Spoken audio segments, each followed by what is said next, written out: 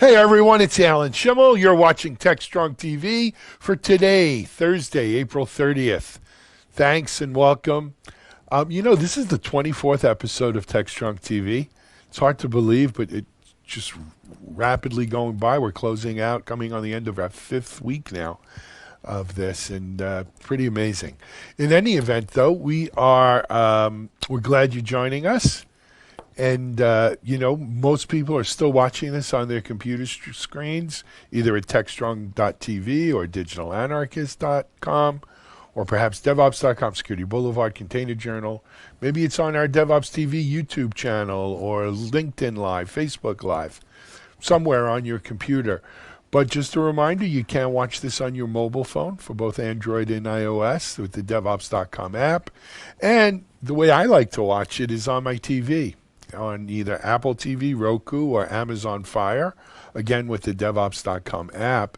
And it's available on demand there, so you can watch it anytime you want. And there's a bunch of other videos on demand, including Jeremy Jones' Work From Home Fitness, if you're looking for a quick workout, as well as a bunch of other great content. So, also I will tell you, looking at the stats, more and more people are watching it on TV now, though, as I said, overwhelmingly, most people are still watching it on their computer. Anyway, also, we've built live chat in to TechStrong.tv. So if you're watching it on there, you want to ask a question, comment, whatever, you can chat on there, and we have it monitored by our team. So you can do that. You can also, there is a companion Slack channel at techstrongtv.slack.com, and you can get an invite for that off at the techstrong.tv website as well. Talk about finishing out our fifth week. We really kind of settled into a bit of a pattern. Every Tuesday we feature a couple of things, or at least one interview or session with our friend John Willis. Wednesday is Jane Grohl. I mentioned Working From Home Fitness with Jeremy Jones, are usually 2 to 3 days a week. And of course, every day we have the Analyst Corner with Mitchell Ashley from Accelerated Strategies, and an interview or two with our managing editor, Charlene O'Hanlon. But we want more. If you'd like to be interviewed, or you want to interview or do something with TechStrong TV, write me at editor@devops.com, and we can talk about it. Anyway, let me tell you what we have in store for today. It's a good show this Thursday. Our first interview is with Rachel Opsler, I've been told, by our off-camera here. Rachel's VP product over at PagerDuty. And, besides PagerDuty going through their own remote thing with all of this, they're really one of the companies that are empowering remote IT teams to keep the wheels turning and the lights on our networks and everything. And she's going to tell us a little bit about what they're seeing, what they've been doing, and where they think this is heading. After Rachel, I'm happy to do an interview I did with a new company just coming out of stealth, and that is Accurus, and we're meeting with their CEO and co-founder, Sachin Agarwal. And the thing with Accurus is immutable security for immutable infrastructure. Sounds pretty good. But Sachin will tell you more. The whole founding team there is a pretty savvy DevSecOps team, and I just certain companies you think are going to do well. This has the feeling of one.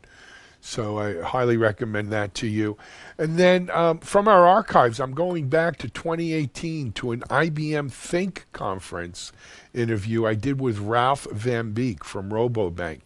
Robobank and Ralph and his team there were doing groundbreaking work on DevOps and mainframes back in 2018. They still are. But I think this video, though it is from 2018, is still relevant and with some really good lessons in there. So we're going to show you that. Then I'll be back for the news. And then over to Charlene. Charlene has Robert Bean, CEO of Start Page Up, and then Mike Hamilton, former CISO of CI Security, co-founder of CI Security. And then Mitchell has some good stuff today. He has an interview with Elise Carmichael from Functionize, and I think you'll find that interesting as well. And then I think Mitchell might have another segment after that. You'll see it. And then I'll be back to wrap things up. So a lot in store today. Let's sit back and see what TechStrong TV has. We're going to break for a quick commercial. We'll be right back. Tech is strong. We may be working from home, but tech goes on. Tech will continue to collaborate. Tech will continue to communicate. Tech is strong. Join us for TechStrong Con, June 4th, 12 hours strong, Tech Strong. Featuring John Bacciagalupe Willis, Shannon Leitz, William Hurley, Jasmine James, Kat Swatell, Cornelia Davis, James Wickett, Courtney Kistler, Damon Edwards. Live Q&A with speakers, exhibit halls, and more. Free, but register before spots fill at techstrongcon.com. Okay, back here in the studio. As I mentioned, our first segment today is with Rachel Opsler. Rachel's VP Product at PagerDuty. And as I said, through this whole COVID thing, the internet has behaved remarkably well, given everything. And part of the reason for that is a lot of the programs like PagerDuty, incident response, and so forth, have allowed our IT teams who are working remote to stay on top of any incidents or problems that pop up, to work on it as a team, whether they're remote or not. And it's at times like this that you see the real value of a tool like PagerDuty. Rachel's going to talk about what they're seeing, what they're hearing from their customers, as well as what they're going through themselves, as they transition to a remote workforce here. So let's go over now with Rachel Opsler from PagerDuty. This is Digital Anarchist. Hey everyone. Okay, I'm happy to be joined in this segment for TechStrong TV with Rachel Opsler. Rachel is with PagerDuty, product management. Rachel, welcome. Thank you. Nice to be here. And it's nice to actually have you here. It looks like you are certainly working from home, like everyone else is. How's that working out for you? It's working pretty well. I will say I did a renovation. I think I finished it about a year ago, and every day I am just very thankful that I'm not in the middle of that. You're not kidding. We live in South Florida, and I mentioned to my wife, hurricane season's coming. We were talking about getting these hurricane-resistant windows so you don't have to do shutters. And she's like, "You're going to start doing all of that in the middle of this? Are you out of your mind? You're going to?" And I was like, "Yeah, I guess we're not." Okay. But so be it. So Rachel, you're with PagerDuty, and certainly to our audience, PagerDuty is not an unknown quantity. Many in our audience are customers and know of PagerDuty, certainly. You've kind of defined the incident response market, as it applies to DevOps and everything, for as long as we're doing DevOps.com, which is six years now, more. But for those who may not be familiar, why don't you give us a little background? Sure. So PagerDuty has been around a little over 10 years. And we originally were formed to, as you said, kind of resolve this big issue that happened when DevOps started, which is that there used to be tons of people that would stare at computer screens, waiting to see when a problem showed up on a screen and then go do something about it. Well, when you have engineering teams that are owning and operating the code, they're not 24/7 staring at a computer screen. They do their work during the day, they go home at night. And if you do want someone to address an urgent issue or something that comes up, you need to proactively tell them about that issue. And so since then, we've added a lot of capabilities to the product beyond that initial piece. One was making sure that we can aggregate more and more signals, that we can orchestrate not just one person, but many people, make sure we get you into a bridge, that you're on your Slack channel, whatever communication tools that you're using, make sure that we orchestrate across the business. So if a business owner needs to know there's a problem, that we notify them as well. Maybe they don't need to work on fixing it, but they need to be kept informed. and then also that we're providing as much context as possible to the person who is being interrupted with this issue, so they know, what to do to fix it. Makes perfect sense. So Rachel, I got to imagine though, in that a lot of your, planning scenarios and corner case kind of coverage areas, did you plan for a worldwide pandemic where everyone's going to have to work from home and still keep the wheels moving on the train here? And if so, how are you guys doing that? Yeah. Yes and no. So we didn't precisely plan for a worldwide pandemic. However, we made a decision early on in the company that we were not going to organize around co-location. So the transition for PagerDuty was not as abrupt as it could have been. And the other thing is we really started out being born in the cloud. So everything is already in the cloud. Our whole platform is in the cloud, number one. And then number two, our teams are really used to being multi-local. So we have offices in San Francisco and Toronto and Atlanta. We also have about 20% of our workforce is remote. And so if you have any given, traditional 2-pizza team or feature team, I don't think there's a single team we have that it doesn't have people in at least 2 locations, if not more than that. Absolutely. So transition wasn't as bad for us to go to full remote. Still a little different, but it's, it's something that wasn't the biggest transition. We're hearing a lot of companies, especially companies that were sort of cloud native and adopt cloud technologies and DevOps and Agile and these kinds of things. They are having an easier transition or an easier time of dealing with this than companies that are saying, oh my God, do my people have a device at their house that they can log into to do their work? And that's obviously a thing. But at the same time, when you look at the business of PagerDuty, right, part of your business is to empower your customers to be able to, monitor, get alerts and deal with things. And so as a product point of view, how is this work? How is this whole situation playing out for you? Yeah, I mean, we see a lot of interesting use cases, generically in our system that maybe we had not seen before.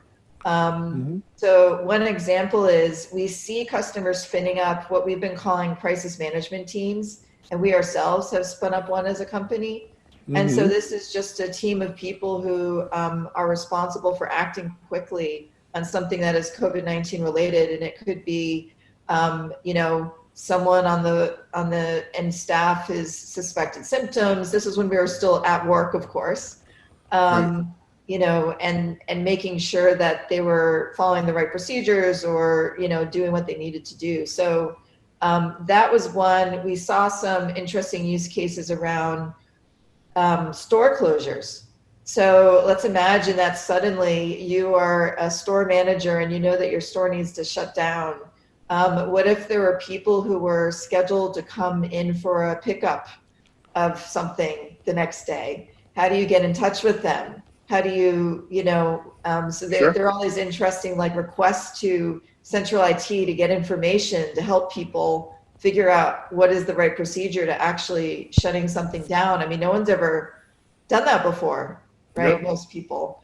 And then, to your point, a lot of our customers are used to operating from wherever they are, and that is the way PagerDuty is set up, but we have customers that were not set up that way as well.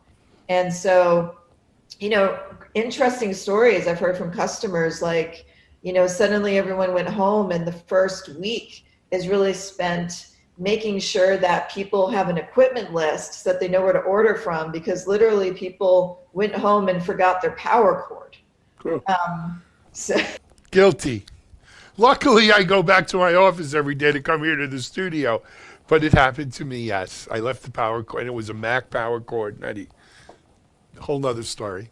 Yep. And just getting set up, to be able to access whatever applications you need from home, a lot of our customers are set up that way, but there are some, if you think about that more traditional network operations center, They may not be set up to operate that way. They go in, they're on site for a shift, and then they leave. And so suddenly they're having to do this all from, from home. And so, one of the things that we launched is best practices around virtual knocks. So someone who, is now virtual, what do you do? How do you make sure you get access to all the data you need, and be able to, coordinate your team? Absolutely. Rachel, it would seem to me, though, and I'm sure this is probably what you guys are saying, or maybe not, PagerDuty would be right in the mix at the heart of things. As all these teams are remote, but yet they still have to manage infrastructure, whether that infrastructure is in the cloud, on-prem, hybrid, whatever. It would seem like PagerDuty is got to be a linchpin of making sure that things are operating, right? That nothing pops up. Yeah, I mean, companies like Zoom and Slack are our customers. And so one thing that we saw pretty early on is, number one, we had to make sure that we could meet the demand because there's increased traffic in our system. Sure. And the reason for that is because there's, of course, increased traffic in their systems. And they're also seeing, because of that increased traffic, an increase of incidents. And so, we observed in our platform, we looked a couple weeks out after, most of the stay-at-home or shelter-in-place orders came out, and we saw a pretty significant increase in the amount of incidents that some of these companies were seeing. So we looked at online learning, and I'll just read some data, but online learning, we saw 11 times the number of incidents after versus before COVID happened. For collaboration tools, we saw 8.5 times the number of incidents before, versus before. And for travel, and this one was interesting, we saw 5 times the number. And I think, since then that may have quieted down, but in the couple of weeks after it happened, suddenly everyone's having to cancel or change their travel plans. And so, it puts a lot of strain on these systems to suddenly get this additional traffic. Yeah, it does. It certainly does. So I'm an optimist, right? I really feel like, hey, we've done a lot of what we can do to flatten the curve here. Let's hope we keep doing it. We don't come back too soon and make it worse. But at some point, whatever the new normal is will be the new normal, right? We get on with things. What do you think the lasting lessons are that PagerDuty has learned here, and how will that kind of manifest itself in what you guys are doing going forward, what you're offering going forward? Yeah, I mean, I think one of them is around communication. I mentioned earlier that, not only do we help teams respond to incidents and fix them, but we also help them communicate to the broader organization what is going on, especially if there's anything that's customer impacting. And so that's something that we've really seen a lot, and seeing these interesting use cases of people using PagerDuty is that, when you have to communicate to a broad set of people about a specific issue and also get people to work on that issue, it's really important to be able to do that in real time with the right context and get people to work together. And so that's a place where we're thinking about our product roadmap and making a bigger investment, is around that broad communication across the organization.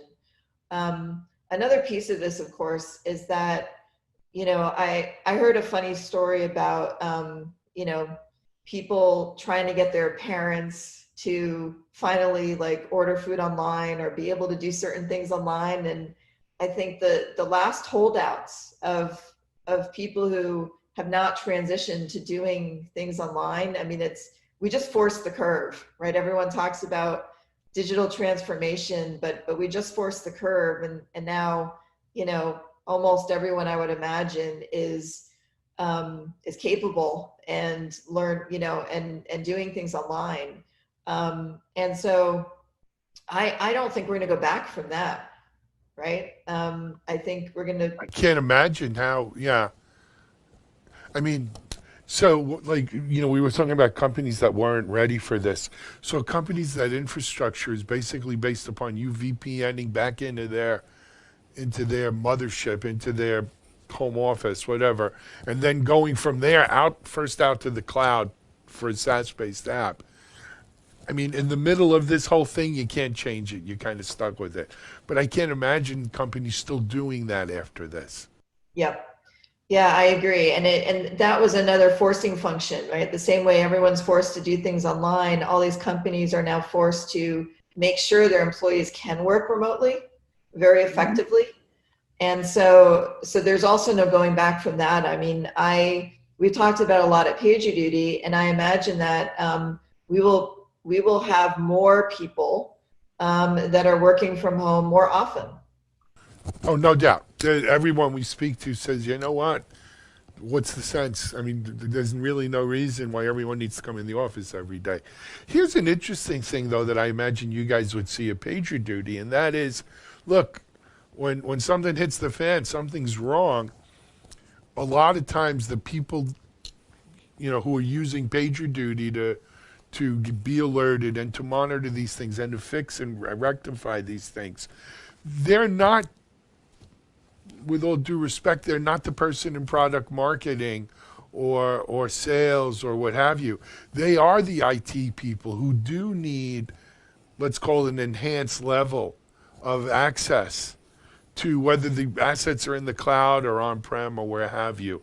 They are the people who maybe need the VPN or some sort of increased, as I said, enhanced level. Do you guys see that happening or not so much?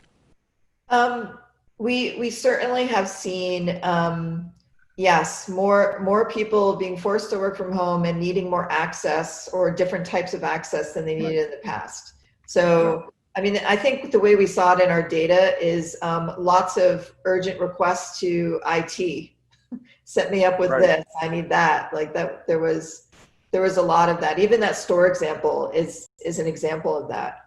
Right. I mean, because again, not to think that IT people are superheroes.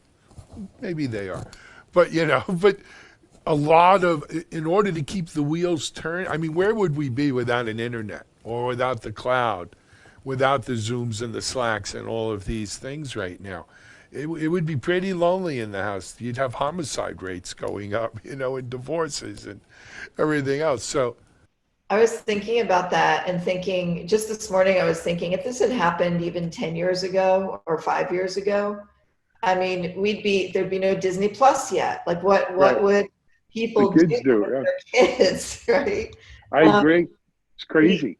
The other thing we've seen, and you mentioned heroes, but we saw even with the increase of all these incidents, we actually saw in most cases that our customers are resolving them faster. So they've got more problems because there's more traffic, but they're actually getting to them and solving them faster. And I think that's probably a credit to the teams that they're set up right. They have the right tools in place, they have the right processes in place, and also that they know it's so important, right? That right now when they have more traffic and people are stuck and this is the only way that they can communicate, like I'd be lost without Zoom, being able to Zoom with my family. It's across the country, at least once a week, and friends. Like this is the way you have human contact. I agree.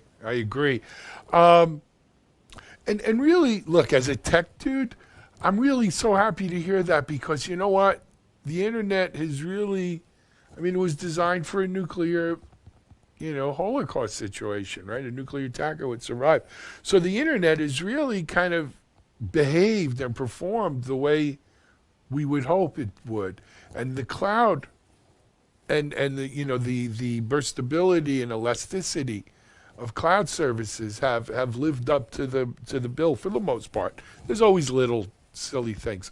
But I'm going to I want to throw another theory at you, if you will. I think with so many people working from home, a lot of people are working longer, working harder. I know no one I speak to who's working, and I'm not, look, thank God that there's 26 million or whatever people who filed unemployment in the last 4 or 5 weeks, right? And for the most part in the tech industry, it hasn't been that bad. There are layoffs and everything else.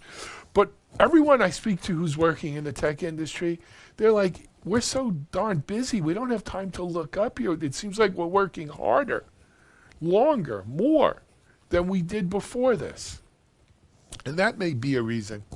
Yeah, and I've personally experienced that too. But yes, I've seen that. I think it's for a couple reasons. One is that this is, as you said, unprecedented. Like no one really, you could guess it could happen, but no one really planned for it or predicted it.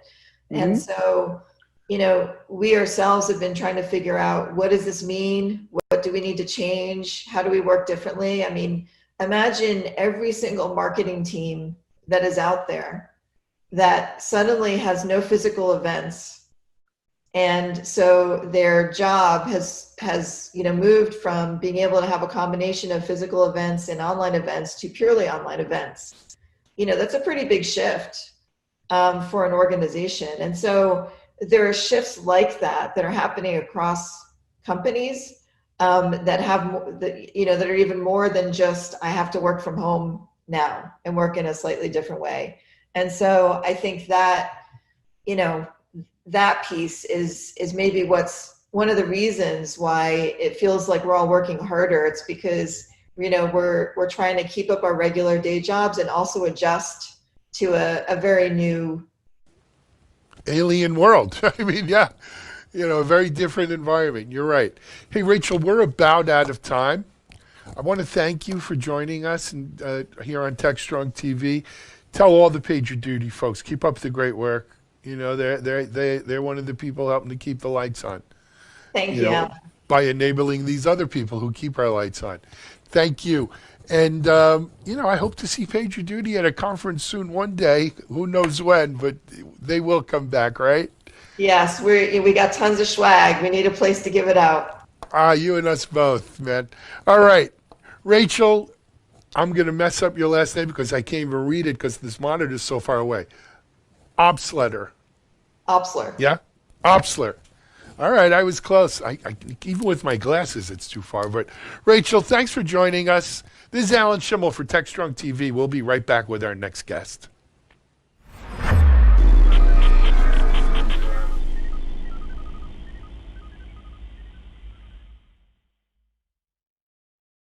SecurityBoulevard.com is the leading resource for news, analysis, and education on challenges facing the cybersecurity industry. SecurityBoulevard.com covers all aspects of cybersecurity, including data security, DevSecOps, cloud security, application security, network security, security threats, and more. SecurityBoulevard.com has the largest selection of security content, featuring breaking news, blog posts, podcasts, and more. Visit www.securityboulevard.com to learn more. SecurityBoulevard.com, home of Security Bloggers Network. Hey, everyone. All right, this next segment features the CEO and co-founder of a recent company that just came out of stealth called Accurix, Sachin Agarwal. Sachin is he's a seasoned entrepreneur with several successful exits under his belt. They've got Clear Sky Ventures and some others behind this one. It just feels like one that feels like a company that we might be hearing more about. So this is Sachin, and why I say that, by the way, is because they seem to have a good handle on what the mission here is for DevSecOps. So let's hear what Sachin has to say, and we'll find out more. This is Digital Anarchist. Hey, everyone. Thanks for joining us on this segment. We're really happy right now to feature a new company just coming out of stealth. And CEO founder Sachin Agarwal is here to tell us about Sachin. I want to make sure I pronounce it correctly. Accurix? That is correct. That is correct. Accurix. Okay. So Sachin, we were talking a little bit off camera, and I told you, I've been co-founder myself of several companies. I've never met a entrepreneur founder who was successful that didn't in some way think that what he was doing was going to help change the world. So tell us about your company and why you think it's going to help change the world. Thank you, Alan, for the opportunity. And when we were calling the name Accurix, I didn't realize that it was going to be a tongue twister, right? So hopefully it'll become a household name, and Accurix will become Accurix, right? Anyway, you got it right, yep. Alan. Every entrepreneur starts with a dream. We all wake up to the same sky. Our horizons are not the same. We always say that idea is nobody's monopoly.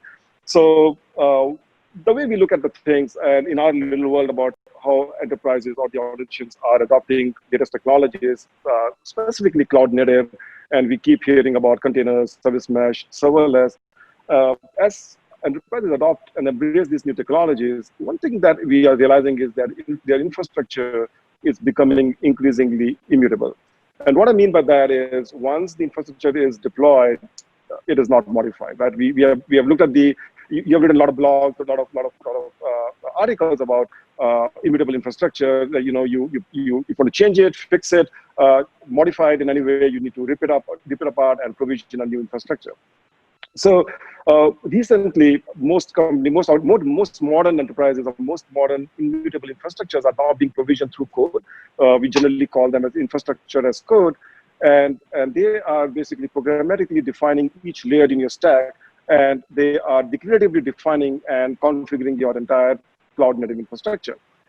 So the question then becomes, how do you secure an immutable infrastructure or an infrastructure that is completely always changing, always transient, always provision through code, right? So, of course, organizations have tried many things. They've tried to cobble together multiple solutions. They have tried to make few solutions work together and try to get a holistic view of their security risk assessment on this infrastructure. But it has not really worked. Evident from the fact that we keep seeing one high-profile breach, month after month, day after day, and they have not stopped. So what are we missing, right? And that's where I feel, and I strongly believe, back to your question about what's the big dream, why we think it'll change the world, because we think, or I strongly believe, that the way to secure or way to protect your immutable infrastructure is to adopt a paradigm of immutable security. Now, I bring in a new word called immutable security. Now, what does that mean, right? So let's break it down into three parts. First, you need to take a look at your entire cloud stack. So not just your cloud resources, provider resources such as your S3 buckets, EC2 instances in AWS, whatever that is, right? Don't just look at those. Look at your Kubernetes, look at your service mesh, look at your serverless, whatever is composing your intent of deploying your infrastructure. So full stack. Second big point is code to cloud. Now, because your cloud is built on the left, right? The entire stack gets built on the left through infrastructure as code. You need a view of a security from code moving to the cloud. So going from left to the right, but not just doing left, not just doing right, but covering the whole DevOps lifecycle of saying code to cloud. And that's where Accurix stands for, code to cloud. And the third, I think, in my view, the biggest differentiator or the biggest need for the market is to ensure posture drift detection, potential drift that you have or you could have in your intent versus actual that is running in the cloud. So how do you basically ensure a posture assurance or drift prevention so that when you are moving from your code to cloud, you're completing your journey and maintaining the immutability of your infrastructure and therefore immutability of your security posture? Got it.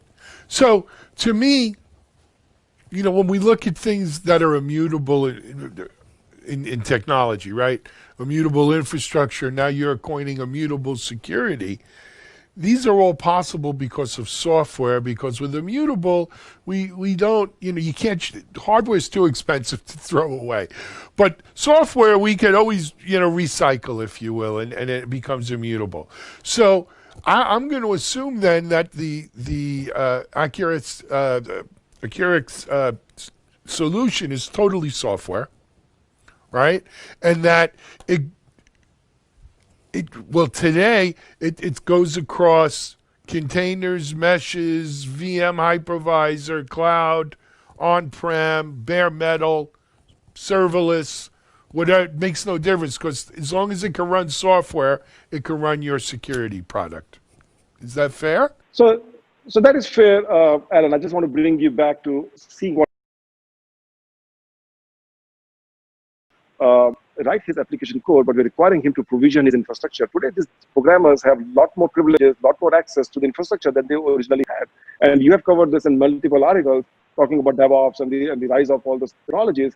The real question is that when you're looking at all the code that is not a business application, but all the code that is provisioning, declaratively defining, and programmatically provisioning those layers, that's the code that we talk about and saying, okay, now that code is got to be mutable, got to be making sure that whatever is provisioning on the right is not changing or breaking the principles of immutability.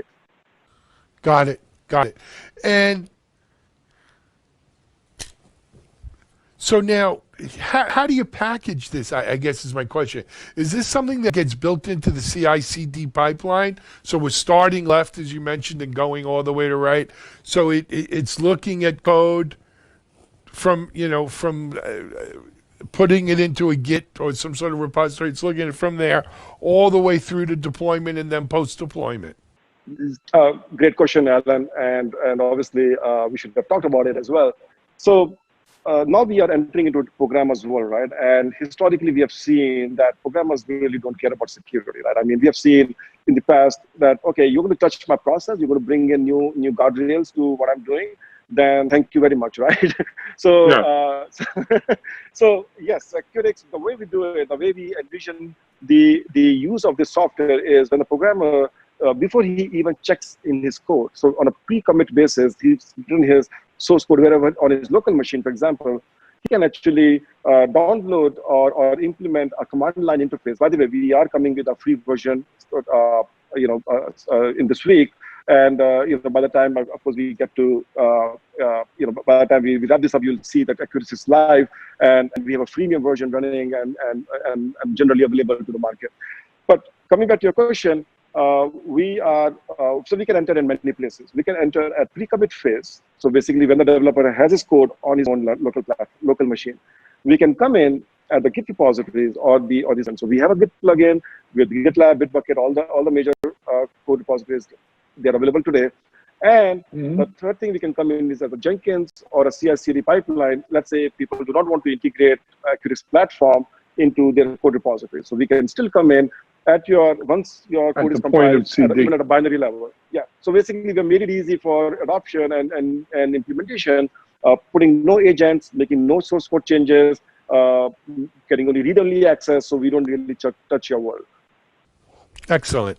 So let me ask you then, if you don't mind me asking another question. So one of the trends that we've been seeing is that, as you highlighted, not only are developers have the ability, more than the ability, they actually wind up doing a lot of the deployment, a lot of the, initiating that whole CI/CD process. They're also taking some responsibility for security, right? Because ultimately no one raises their hand and says, I want to develop insecure code, right? Everyone wants, I develop quality code, and maybe quality synonymous. So, but the key to making them successful, right? And that's what it's about. If they're not going to be successful, you don't win. The key to making them successful is giving them tools that are aimed at them, not at necessarily the security pro, right? A security pro or security admin has a different view of this whole process than the developer who is, hey, I got to develop and deploy, right? That's their world. So to be successful, a security product that lives in that world has to be kind of geared to what's important to them, to their level of knowledge and appreciation for the security. And I'm wondering if you guys took that into account. Who's your real user here, if you will? Yeah, and I think you again hit upon a very right point that what's the value? Developer wants to bring out a quality code, and quality is not necessarily always aligned with security objectives. But how do you then introduce the concept of security and telling the programmer that it makes you look good and it makes your enterprise safer to operate in the world that we live in? Few things, right? So first is when the developer is writing his code, think of it as a blueprint to what he's going to deploy in the code. Deploy on the cloud. What we are doing as a first step to help support the developers, we are giving them a visualization or a topology of what would it look like if they deployed this set of code with this declarative language, this definitions, this configurations. What would the cloud look like? So it's a topological view, a very nice navigatable click-through visualization of their to-be blueprint of the cloud. And the value for that for them is that they can of course see how their resources are stacked up. Are they following the best practices, which I think refers back to being a good quality code, not necessarily security. But we think when we implement those best practices, actually you are making your cloud more secure. And one of the examples could be putting your S3 bucket in the same subnet or your storage in the same subnet. Where there could be another application running, which is sort of exposed to internet, and we keep hearing about those kind of hacks where some security groups are open to internet, and then there's some S3 buckets which are not encrypted, and we still keep hearing those hacks. My view is that give that visualization, give the power that the developer already has today to play with the cloud configurations, to provision those infrastructure layers and give them those visualizations so that they can see what's happening in the infrastructure, which I think is very powerful. Once they see that, I think they implement best practices, and in doing so, they are actually incorporating the policies that the security organization of that enterprise may have set it up for them. So we make it sort of look like that, hey, developer, we are coming in to help you in your world to make sure that you're following the best practices as you deploy your cloud infrastructure, which will reduce your cost, create efficiency, create scalability, give you elasticity that you're looking for. At the same time, when you combine those best practices, hey, by the way, you're also deploying it in a secured and a confident fashion. So the question really for the developer is, okay, you want to scale, you want to innovate freely, but can you do it with confidence and without fear? And once we get the message around, I think they will appreciate the necessity, the need for bringing security early on into the process. Excellent. I'm going to pivot a little bit. We only have a few minutes left, but I feel compelled to. I'm sure when you guys were planning the launch of the company, you weren't planning on a worldwide pandemic and everything going on that we see going on. How has this affected the launch and your planning going forward? Very timely question, Alan. And again, it is humbling experience. Firstly, I think I'm humbled and honored to be backed by a tier one of the best VCs I could look for. Clear Sky Ventures is led a round of financing, very supportive during these times. My biggest, but I had two challenges. One is, how do I create a startup culture, the company which is just coming out of stealth, in the times that we are in, and people working remote, virtual, with their dogs barking in the background, kids doing their homeworks. Mm-hmm. It's crazy. So all this is crazy. And when I look at those things and saying, okay, firstly, how do I build a culture that we all can be proud of, and saying, hey, now we are working towards a common vision and a common mission. So that was a thing in our head. And second is, obviously, we are seeing a very different world today where enterprises are thinking about, you're talking to me, but how about the guy we talk to may not be having a job tomorrow, right? So I think that is an opportunity, because we are seeing that COVID-19 has pushed people to think beyond the boundaries. I think we are thinking of new normal. I actually think that it is accelerating the cloud adoption and people realizing that the virtual world is for real. Even though after we come out on the other side of COVID-19, I think people will realize that we needed cloud more than we ever needed. But the question then becomes, when developers are working remotely from their homes, when they are remotely dialing into or using their infrastructure, enterprise infrastructure from their homes, how do they know that I can innovate at that scale freely without someone slowing me down, without security breach happening before me making the headline? I actually feel that we want to become the flag bearers and the torch bearers of saying, hey guys, if you have a great idea, there cannot be perfect time. We can all become the signal of normalcy and hope that we can bring to this community and saying there is better world, right? And I think there is no better time to launch a company and bring the sense of normalcy and hope. I think that's an excellent answer, and I agree with you 100%. You know, I was lucky or unlucky enough to, so I started one company. My first IT company was right when I guess the recession of 88, 89, then 90. It was right in those early to mid 90s. The internet was not yet commercial. It was, there was still, I don't even think there was the web yet. And then I launched another company, my second one or third one, right after 9/11 in November, October of 2001. And then I left that company right around 2009, after the recession of '08, and started what became this company. And I will tell you, I think if there's a perfect time to start a company, it's when you have this sort of upheaval, when you have choppy waters, and people are I think because that's the time that people are willing to look at different solutions, to think differently about things, to look for a new way of doing things. So, I think I hope it'll work out well for you, and appreciate it. Appreciate it. And just to on that note, by the way, I have a similar experience. This is my fifth startup, and my first startup was in Asia, in Singapore, when I witnessed 96, 97, downturn, financial tsunami, as they called it, right? Yeah. And then 9/11, then 2008 subprime crisis. So I had first three ventures back to back in the midst of crisis. And I think crisis presents us with a new, unique opportunity. And I feel that if you have a right value to the enterprises and you're solving a real problem that people have, there's no perfect world. There's no perfect timing for it. So this is now. Absolutely. We got to do it now. Yeah. I agree with you. Anyway, Sachin, we wish you well. We'll have you maybe back on in a month or two, or if we're, maybe one day we'll go to conferences. Maybe we'll meet in person there again. But until then, good luck with the launch. Oh, you know what I should mention? For people who want more information, where can they go? So basically, we are launching, so we are going live as of Tuesday, 28th of April. They can just go to our website. On the website, they can just click a button saying, start your free version. So it's not a free trial. It's a freemium, full stack product. And again, it's a developer community edition. We feel that it'll be good for the developers to use our platform and feel secure about using it.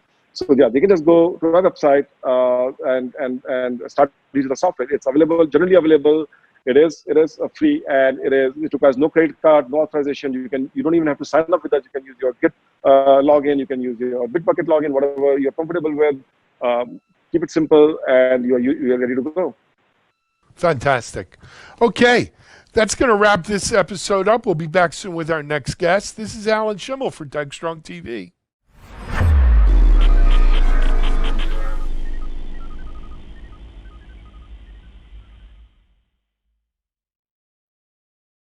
ContainerJournal.com is the leading online destination for centralized computing-related content. ContainerJournal.com covers all aspects of software containers, from container management, data management for containers, container security, networking for containers, to the entire container ecosystem, Kubernetes, microservices, serverless, and more. ContainerJournal.com has the largest selection of container-related news, featuring breaking news, blog posts, podcasts, and more. Visit www.containerjournal.com to learn more. ContainerJournal.com is operated by MediaOps Inc., the team behind DevOps.com, Digital Anarchist, SecurityBoulevard.com, DevOps Connect, and DevOpsDozen.com. All right. For our next session, I'm talking to Ralph Van Beek from Robobank, and this is at an IBM Think conference in 2018. But I want to tell you something, that the whole subject of mainframe computers, enterprise systems, and DevOps, at first I got sort of a bad rap with that whole bifurcated IT thing where, we're going to do all our DevOps and fast stuff here in the cloud, and we're going to leave behind the slow kids on the mainframes. Nothing could be further from the truth. If anything, we really had made these mainframes, walk the walk and talk the talk. Ralph and his team at Robobank were one of the first people I had spoken to that really were doing significant CI/CD, DevOps type of functionality on mainframes. And I think you'll enjoy this talk, and we'll go back to it. It is from, as I mentioned, IBM Think 2018. Ralph Van Beek from Robobank.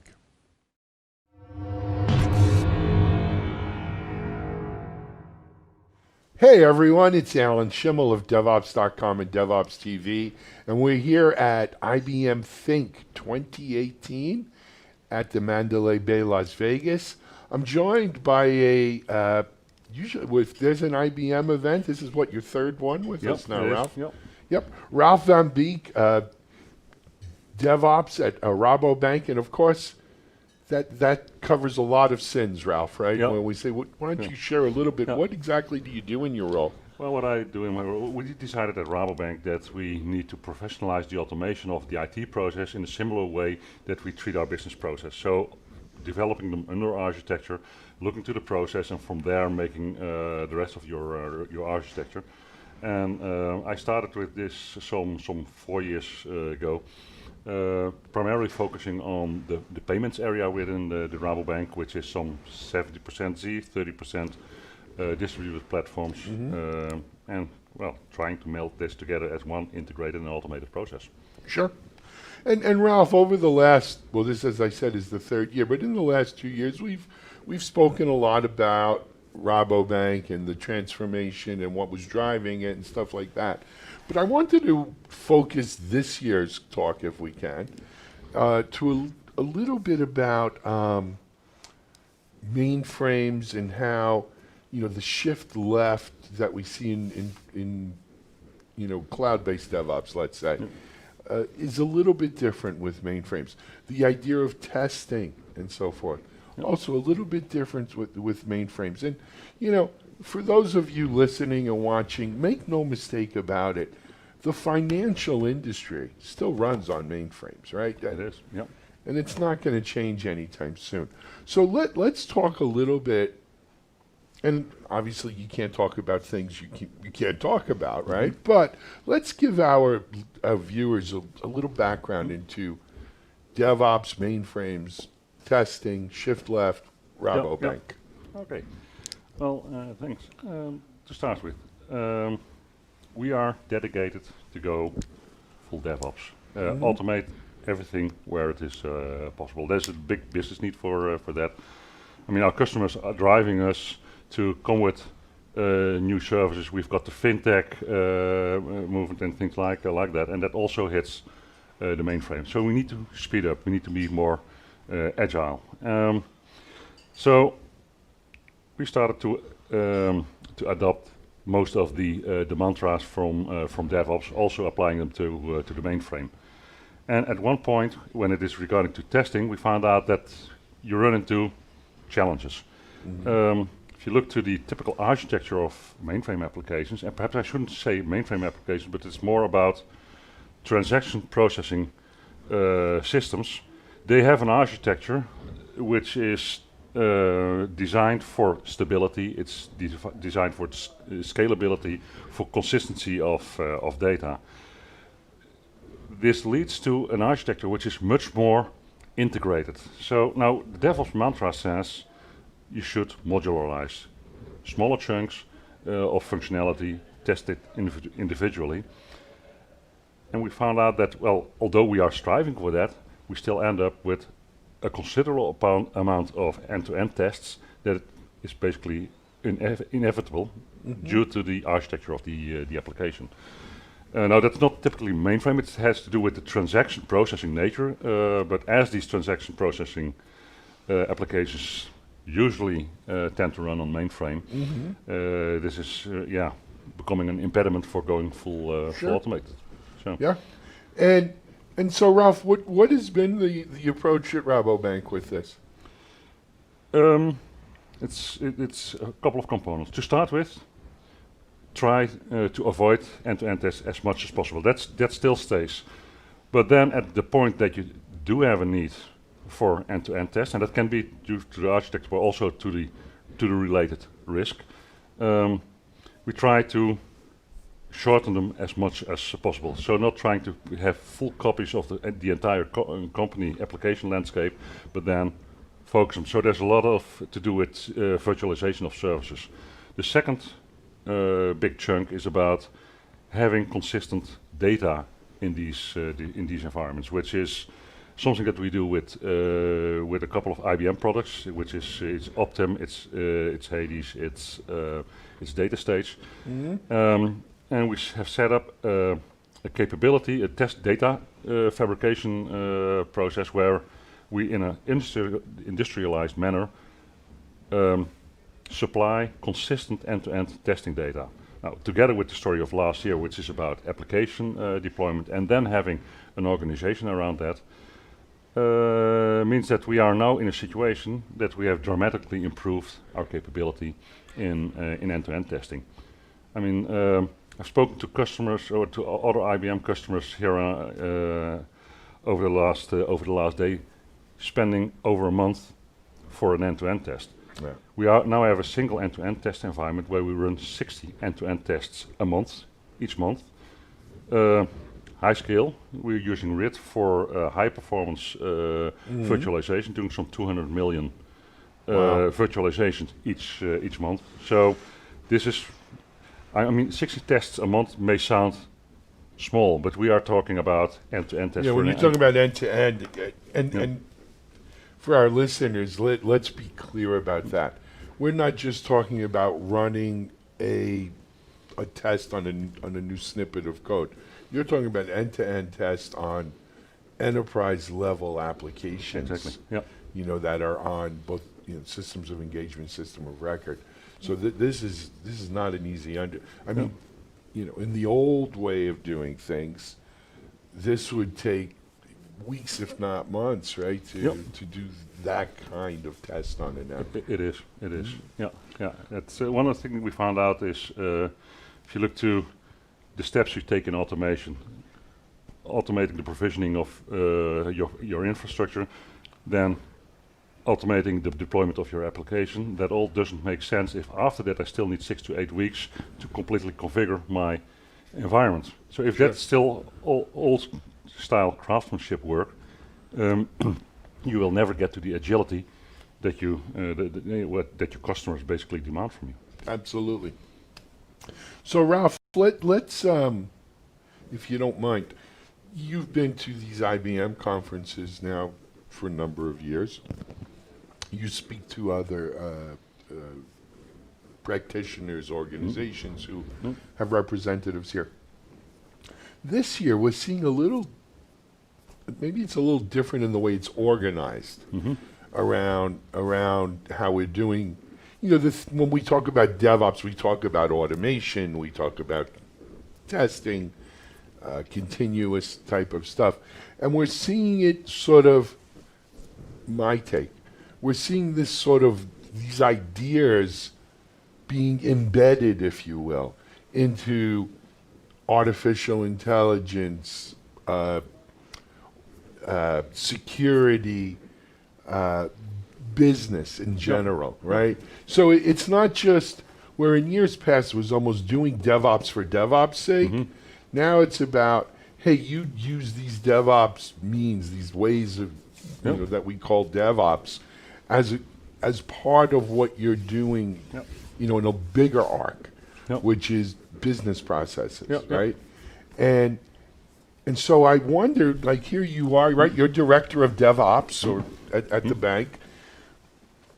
How does that fit in now in this new kind of way that we look at, business?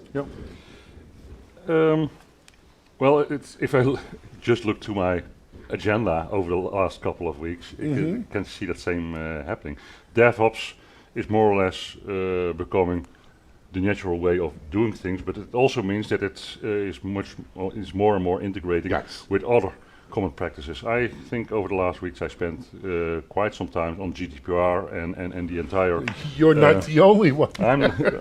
I'm sure, but the challenge now is how to get all this security with how to safeguard your data, and at the same time not hitting all the advantages that you had in automating your testing process. Because to some level extent, you need to have production-like data. I'm not saying production data, production-like data.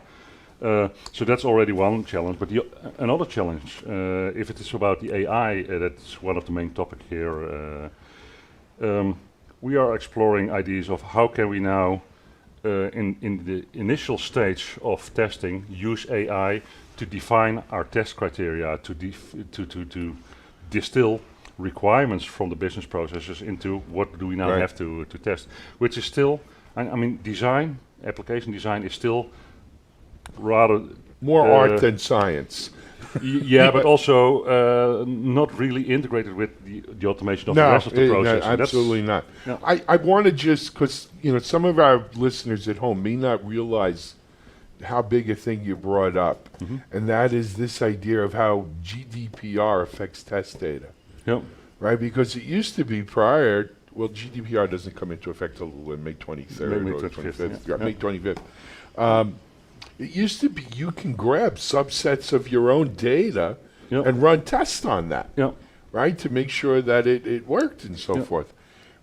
Under GDPR, you got to be careful doing that, right? That could be a huge violation. And that data is real, subject to GDPR. If something happens, I mean, the fines here are, they punitive. They really hurt. Yeah, they could, I mean, we see it in our own stuff. So the idea now of coming up with viable test data that is pseudo-realistic has become a challenge for many organizations, or will become a challenge for many organizations as we move forward in GDPR. Ralph, any other, I mean, it's only one day here, and to think any other sort of observations or kind of eureka moments that came to mind in talking to people? Well, I'm looking a lot at cloud developments.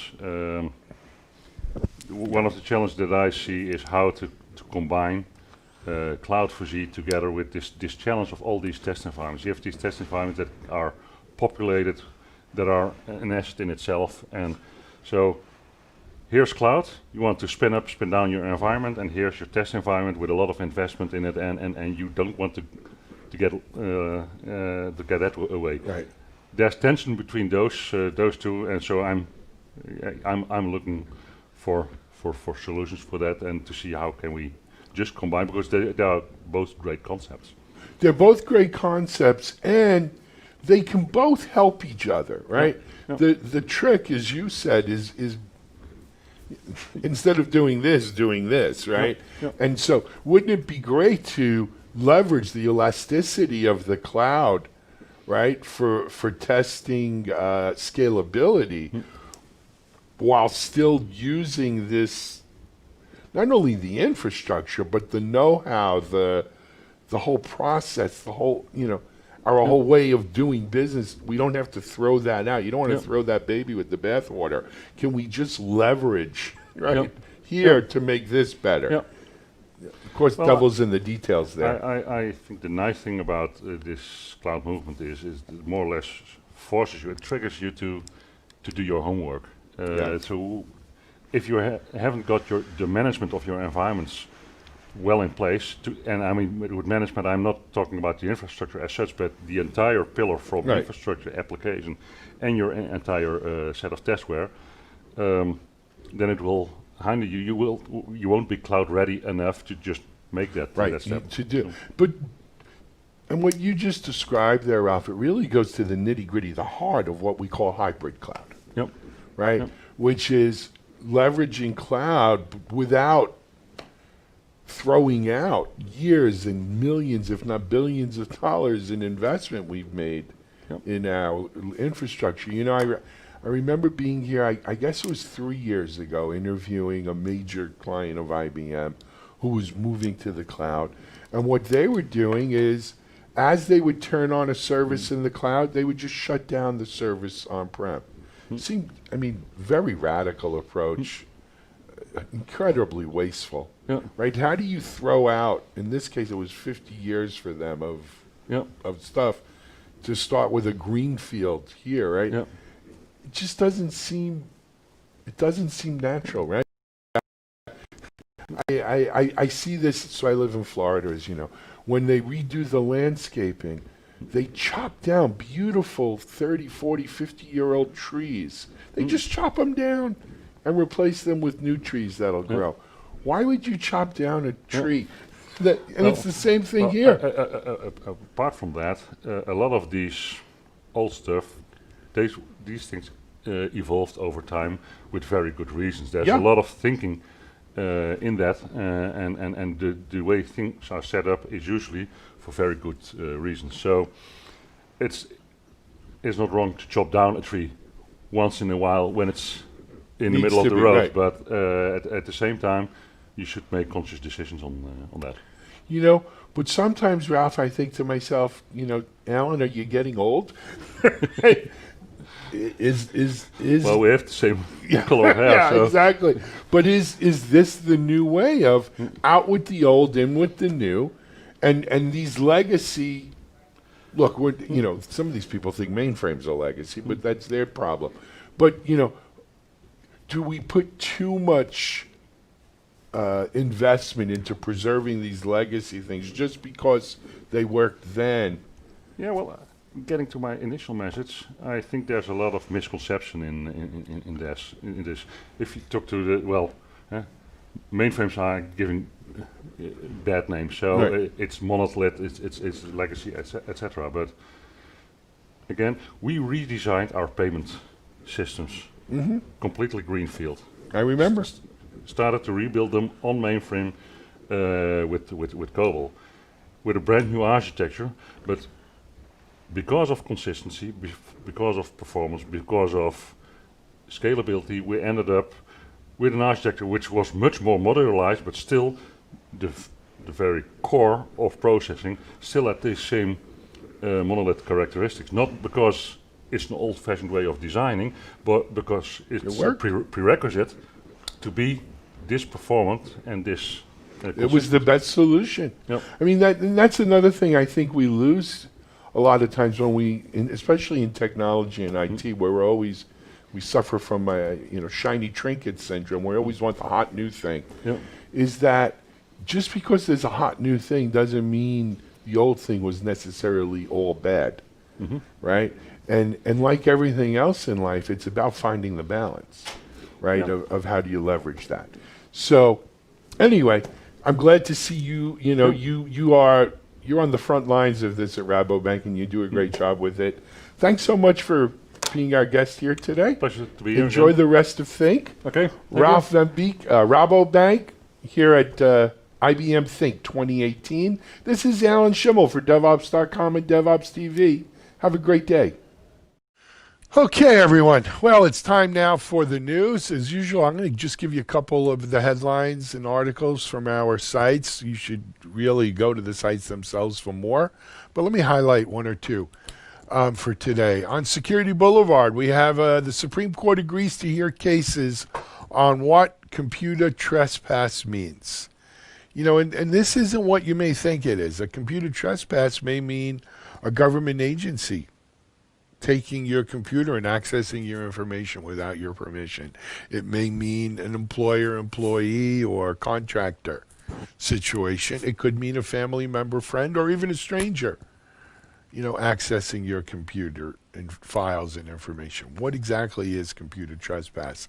And it is a good, I think everyone's going to be looking to see how the court comes down on this. And you know, sometimes it takes a while for the judiciary to catch up to technology.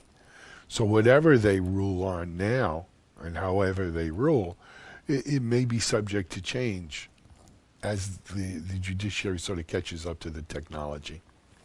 Another one I wanted to bring out was just a good overview of cloud security challenges in 2020.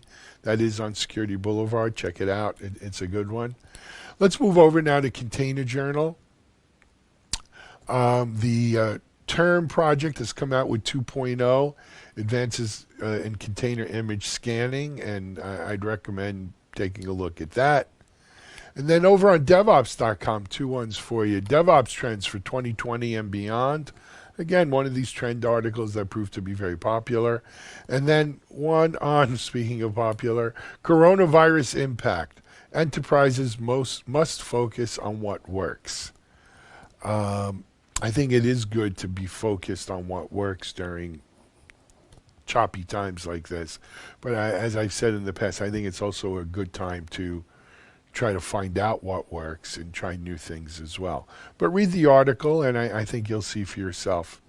As I mentioned, this is not an exhaustive list. Please check out DevOps.com, Container Journal, Security Boulevard, for a complete listing of our latest stories and news and features. But just wanted to give you a taste of it here today. We're going to take a commercial, and then we'll be right back and over to Charlene O'Hanlon, our managing editor. I got the burgers. I went to Bun Barn, Beef Patty Palace, Tomato Town. Oh, thanks for getting all this, honey. Yeah, no problem. Getting all of it just took about 2 hours. I just wish there was an easier way to get all your burger fixings from one place, you know? Wow. Dad, you didn't go to Mayo King? You know our car doesn't fit in their drive-thru. I went to Mustard Chef. I hate this burger. He also went to ketchup. When you're building something using components that don't work together easily, things could get ugly, fast. You wouldn't live like this, so don't make your DevOps team live like this. This lack of burger cohesion is hard on all of us, Cheryl. GitLab is the only single application for the entire DevOps lifecycle. Okay, back here now is we're going to hand things over to our managing editor, Charlene O'Hanlon, who has two great interviews today with Robert Beans and Mike Hamilton, former CISO of CI Security. So Charlene, over to you. This is Digital Anarchist. Thanks, Alan. Welcome back, everybody, to TechStrong TV. I am Charlene O'Hanlon, managing editor at Media Ops. And the topic of privacy has been top of mind, I think, since the beginning of the COVID-19 pandemic. Actually, before then, but I think people are really, really thinking about it these days with everything that's going on, you know, between hackers kind of barging in on the Zoom and the other collaboration platforms, to the government being able to kind of track our location using geolocation tracking for the contact tracking apps that Apple and Google are putting together. A lot of people are really kind of wondering where they stand from a privacy perspective. And so my next guest is Robert E.G. Beans, who is CEO of StartPage, and he's here to kind of help us walk through that whole privacy morass that we're now dealing with. Robert, thank you so much for taking the time and talking with me today. Surely do appreciate it. My pleasure, Charlene. Great. So can we start actually by you telling me a little bit about your company, so we have a little bit of background? Sure. Startpage.com is a privacy search engine. Actually, it's the privacy search engine that started very early on in 2005. We started to think about the privacy aspects of a search engine. If you collect people's searches and you're able to put them together, it's a huge privacy issue, because you're able to profile people, you're able to see who they are, what their interests are, what their hobbies are, their fears, their passion, everything in life you can see through those searches. So we took a drastic step. We've been a search engine since 1998, and we took a drastic step in 2006 and launched StartPage as the first and world's most private search engine, as we claim it is. We think privacy is extremely important. Every human being has a basic right to privacy. We feel it's a fundamental right, and we say you have nothing to hide, but you have so much to protect.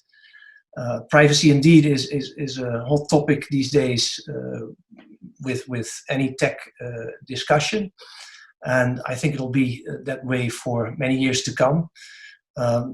So in 2006, we launched as StartPage the most private search engine. If you want to summarize it, I'd say we don't track you, we don't profile you. No ads that follow you around over the internet because you search with StartPage. You're basically anonymous searching with us. The good thing is that we're unique in the sense that we are the only ones who have Google results. So you get the quality results of Google with the added privacy features of Startpage. That's in a nutshell what we do. Excellent, excellent. Well, one of the things that we've been hearing a lot about is, as I said before, the location tracking or the contact tracking that Google and Apple are collaborating on. But it seems kind of an invasion, or just kind of at least for some people might not be very comfortable with the idea of the government actually knowing where they are at all times. And you say that that we should have a level of privacy in everything we do and where we go, and obviously the location trackers can be turned off on our phones. But you said that there's kind of a loophole that software security or software companies have through the Cloud Act and the Privacy Shield, and how the Cloud Act can actually undermine the Privacy Shield, and those are two concepts maybe that not a lot of people are aware of. So I think maybe it might be a good start to kind of define what the Cloud Act is and what the Privacy Shield is, and really what that means for consumer data. Sure, important topic. Maybe it's good to go back a little bit in history and quickly scan through what happened since 2001, when, of course, we had the 9/11 attacks. The US government was quite quick to come up with the US Patriot Act. Right. Gave the US government far-reaching powers to tap information. And it took the whole society to at least 12 years to find out through the revelations of Snowden that there was a big privacy issue. And then there was a problem for the EU because many tech companies are US tech companies. And so the EU had to come up with a legal framework to regulate and justify personal data transfer between the EU and the US, and they came up with the safe harbor regulation, basically saying it's okay because the US must comply with certain conditions to be fulfilled, and then it's okay to have your personal data flow to US companies. Then Max Schrems, a privacy campaigner from Austria, he fought a battle against Facebook, and eventually he won in the EU Court of Justice, when it was decided that the safe harbor regulations didn't have enough provisions to safeguard consumers' privacy. That was replaced then by a privacy shield in 2016 that had some more conditions to be fulfilled and had some stricter conditions. But then there was a discussion between Microsoft and the US government, and it was about emails that were stored on a server in Ireland, and the US government said we want to have access to that communication in Ireland under the current US law. And at that moment there was a discussion. Microsoft said we don't want to give it. And then a couple of weeks later the US Cloud Act was signed. It was in, I think, March of 2018. When that gives law enforcement the power to access communication content stored in Ireland or anywhere else under US law. And that put the tech companies in a bit of a stretch, because on the one side they have GDPR in Europe, a very good set of privacy regulations that tend to and try to protect consumers' privacy. On the other hand, they had this Cloud Act undermining it, so they're kind of torn in between, and it's very hard to decide for them which law they're violating, I guess. And a situation that's quite unacceptable, I think, in the long run.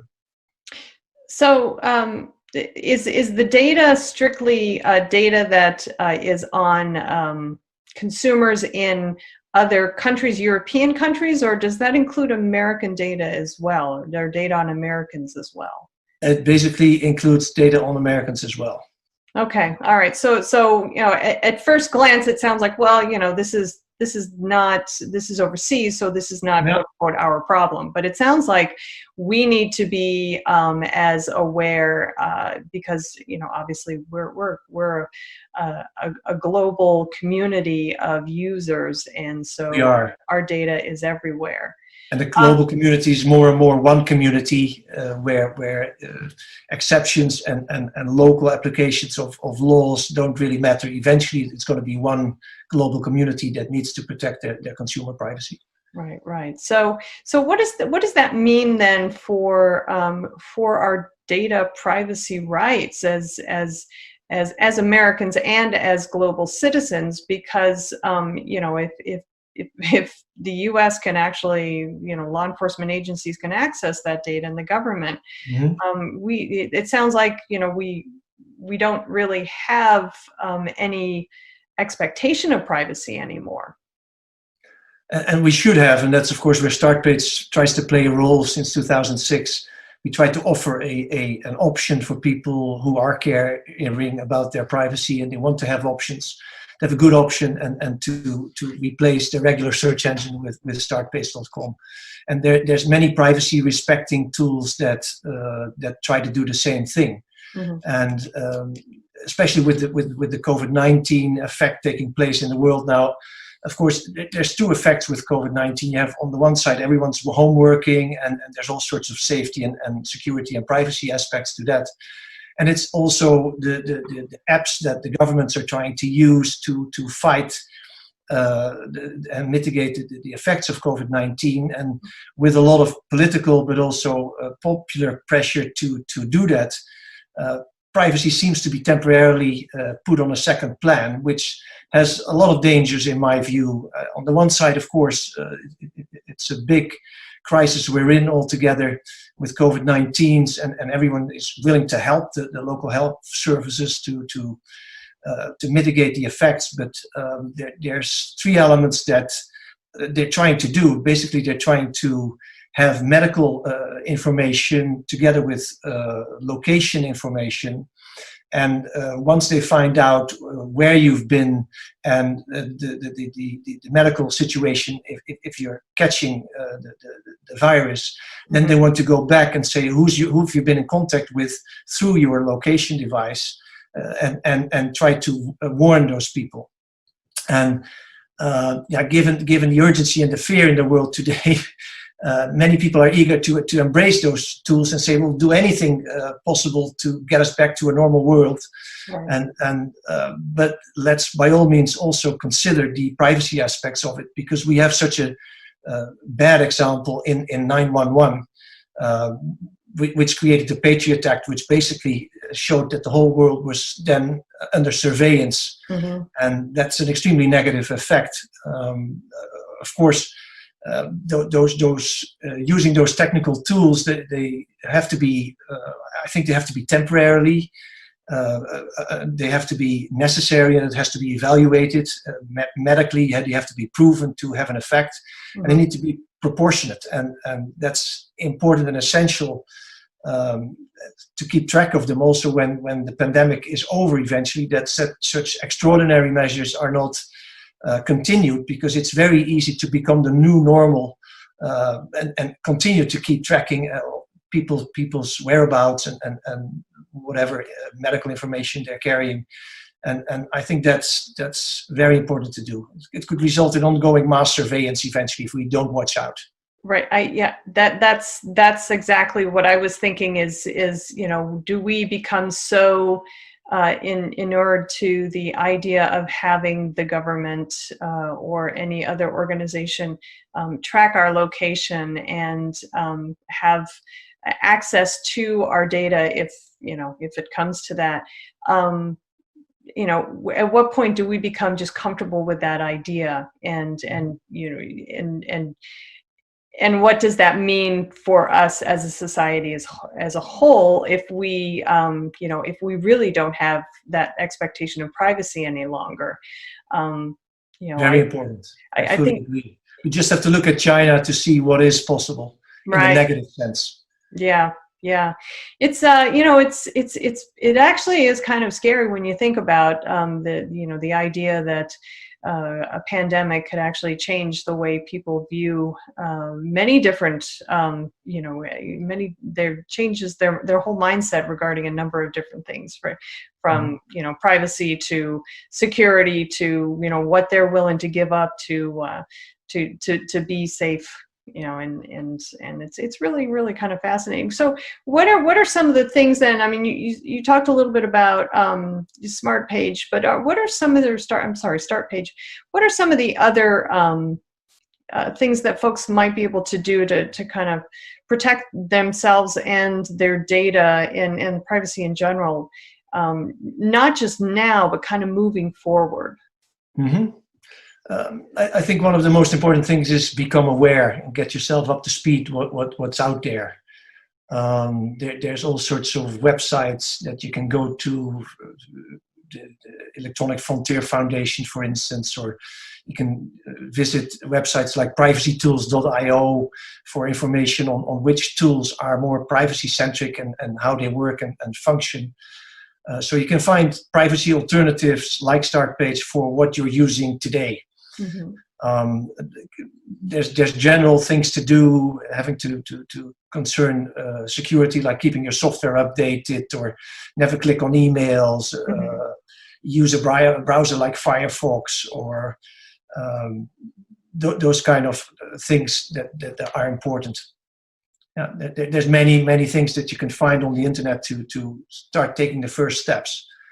A private search engine is, by the way, a very easy step to take, because it's always difficult if you replace some tool by a privacy-centric tool that has been designed with privacy in mind. You want the same convenience and you want the same, it must be easy. And it's not always easy also because of the network effect to change your current tool you're using by something else. For search engines, it's quite easy. Sure. It's one click and you're done. Okay. And it's a great start. All right, great. I would also add that make sure that any information that you are getting is from a trusted source, because there's a lot of bad information out there. So, that's true. Okay, Robert. Well, thank you very much for having this discussion with me. Lots of good things to ponder when it comes to our privacy, and I'm sure this is not a topic that we'll be forgetting about anytime soon. I have a feeling there will be many more conversations related to privacy and privacy tracking, data tracking, location tracking, and just the state of the union as it comes when it comes to privacy. So thank you again for your time. Really do appreciate it. My pleasure, Shelley. Great. Well, guys, stick around. We've got more TechStrong TV coming up, so stay tuned.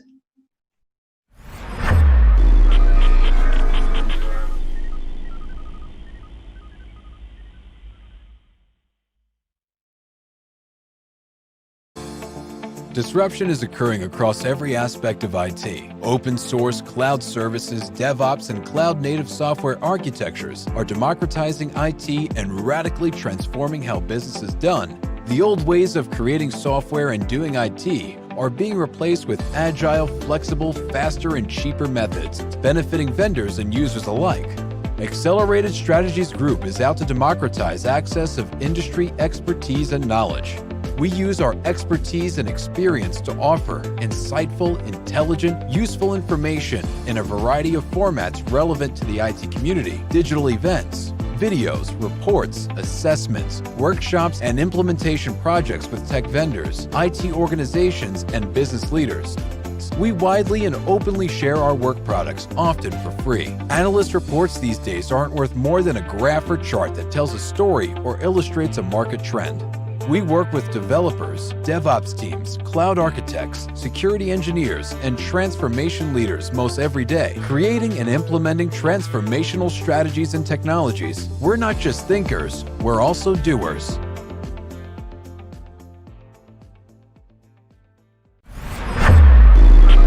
This is Digital Anarchist. Thanks, Alan. Welcome back to TechStrong TV. I am Charlene O'Hanlon, Managing Editor at Media Ops, and I am here now with Mike Hamilton, who is the former CISO for the City of Seattle, and he's now co-founder of a company called CI Security.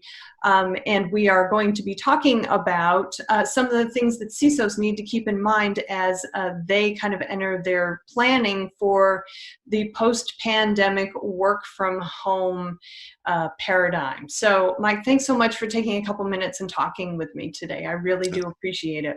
All right, thanks for having me, Charlene.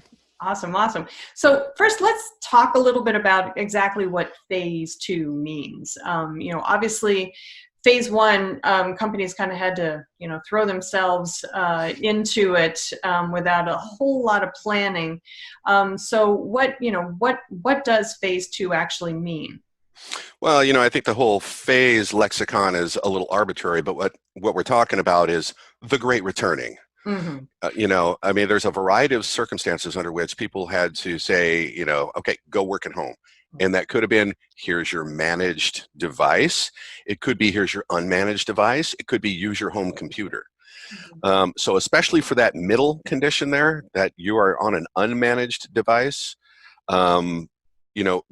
there's the possibility of coming back in with crud that you picked up. Right.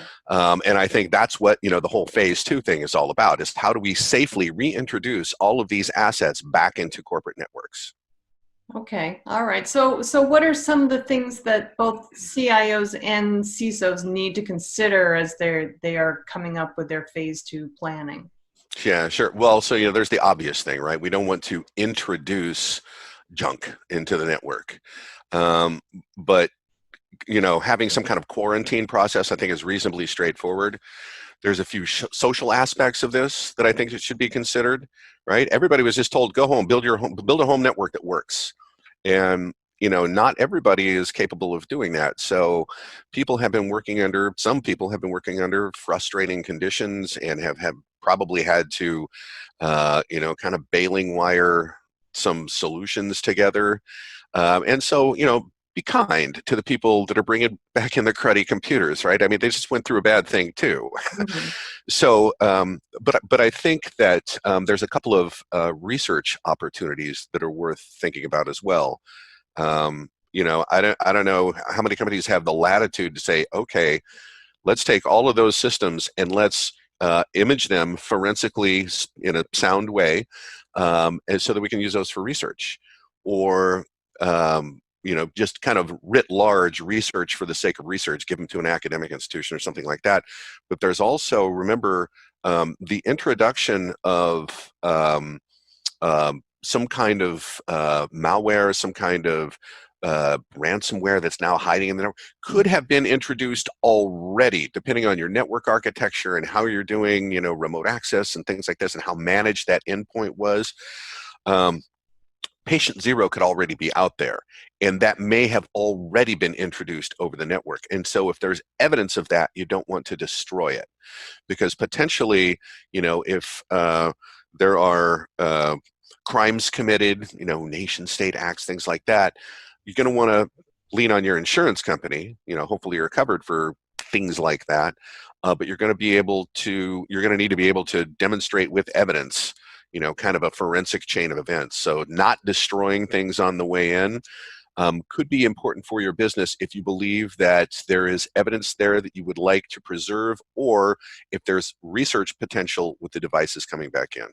Okay, all right. So I guess the obvious question then is, how do you do that without infecting every other piece, endpoint, laptop, whatever device on the network in the process? Yeah, well, there's a good deal of kind of construction of this type of list going on. And in fact, right now I'm working with a colleague of mine over at Costco, and we're doing this for our regional InfraGard chapter. We are both section chiefs, and we're helping to advise state emergency operations. One of those things is all the computers that are going to come back, and specifically talking about government systems, because governments didn't really have the ability to, set up a bunch of laptops and send them out in the field and they're all managed. If anything, you got a device, but you're kind of on your own with it. So, we're putting together what we think is a reasonable list, but there's a number of things to think about. When these things come in, should there be a quarantine network set aside so that we can observe these for a while? What's the policy going to be about trying to clean a system versus flatten and reimage it, right? What's the policy on, under what circumstances do we preserve a forensically sound image? So what we're working with is kind of a risk-based way of doing this. And remember, there may be a lot of these coming in, and this could be pretty resource intensive. So, using a risk-based approach and being able to kind of delineate what it's safe to ignore is probably a good thing to do, right? So having a questionnaire where you can score the risk coming in, right? Did the user have access to information classified by the organization as confidential or secret, or whatever your classification scheme is? Was the device under management? Has this device been connected to wireless networks? Were any of those public networks? You don't want to dive into the details about how strong is your wireless password at home, but I mean, so questions like this start to give you the ability to delineate which ones are, we really need to watch this thing as it comes in, versus clean it up and get back to work. Some of these you're going to want to preserve forensically. So I will point out too that a running computer may have something in its memory that you need to preserve. So taking a snapshot of memory before shutting the thing down, if you really want to get into the weeds of, forensic examination. But so prior to intake, right, make sure you have enough supplies and technical products that are ready to go for imaging, right? Make sure network monitoring is up to speed, because if you're going to put them on a quarantine network, you're going to want to watch them, right? And watch their network activity. And then there should be a high-risk intake process, and maybe all of those get imaged. And there's a low-risk intake process where, and I'm surprised I need to say this so often, but when you're going to clean a computer and you want to use a tool to do that, you have to use a tool that's different from the running antivirus tool on the computer. Because if that would have caught it, that would have caught it. Right. Right? And it's just amazing. Okay, well, we'll just run a scan with the antivirus that's, no. No.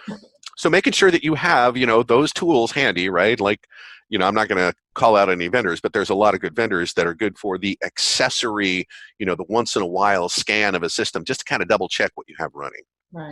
Right. So a risk-based questionnaire to figure out if you're you go through the high-risk intake process or the low-risk intake process, and then processes for each one of those that, frankly, are going to be individual to your organization. Okay. All right.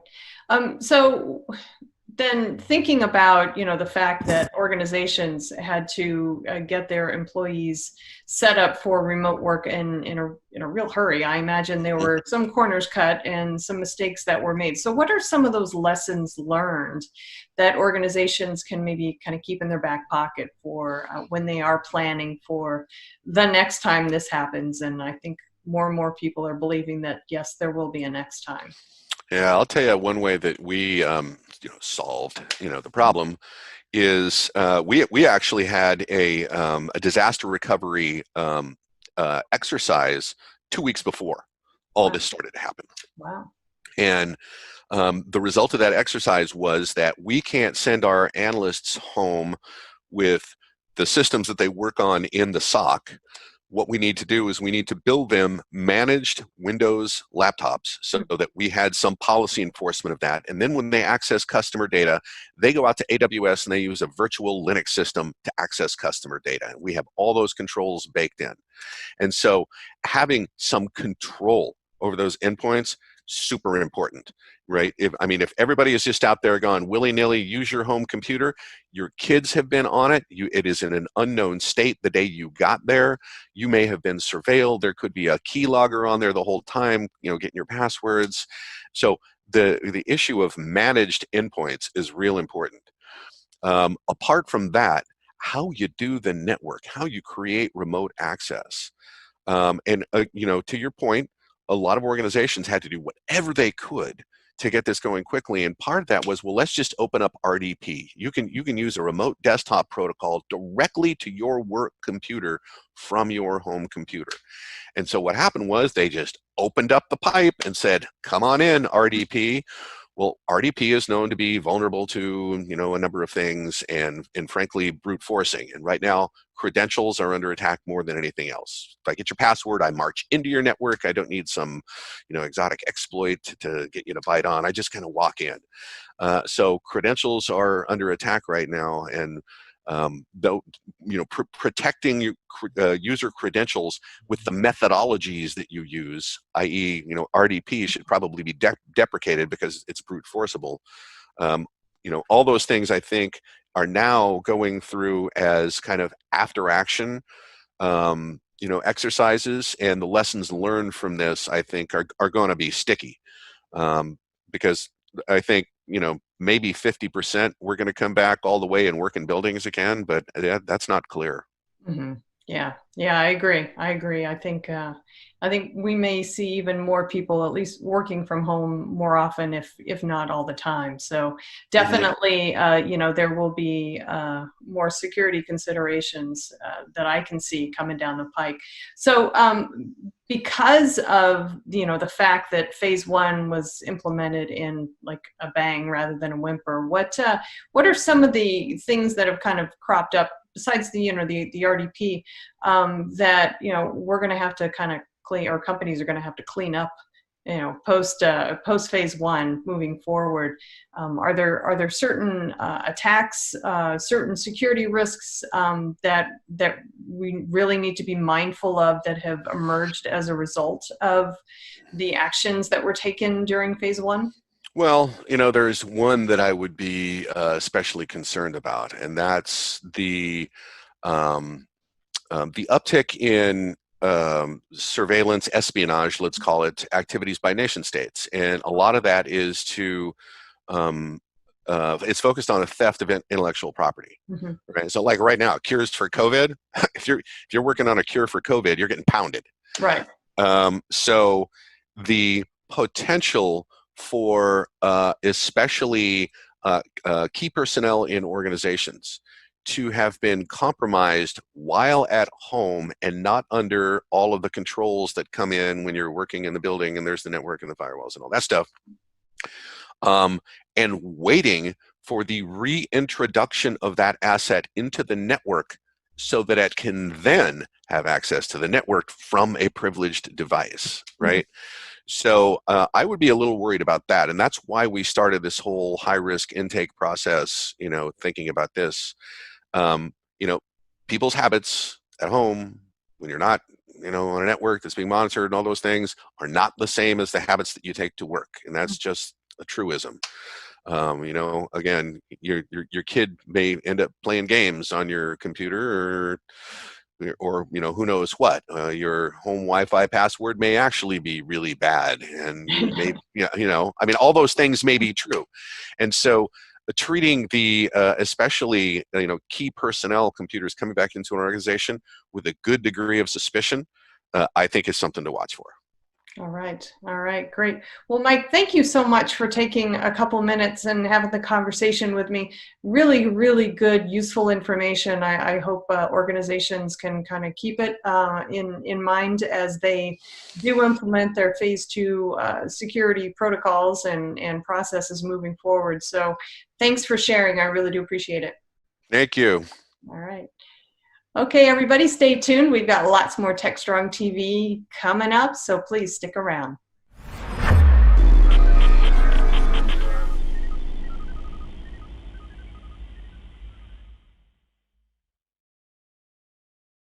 Thanks, Charlene. Those are 2 great interviews. Appreciate it.